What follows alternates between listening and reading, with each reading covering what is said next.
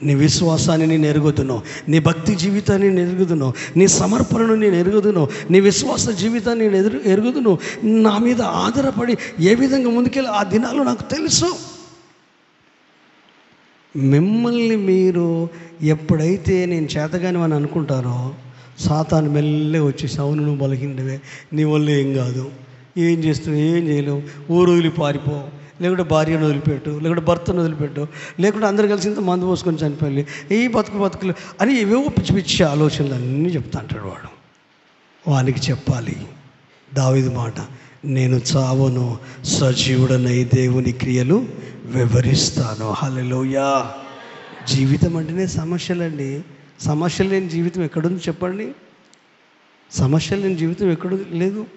సమస్యలు ఉంటాయి కానీ పరిష్కారాన్ని వెతుక్కోవాలి. హల్లెలూయా. ఇప్పుడు శివుడు కారుతుందని ముక్కుని తీసేద్దామా? ఏం చేయాలి?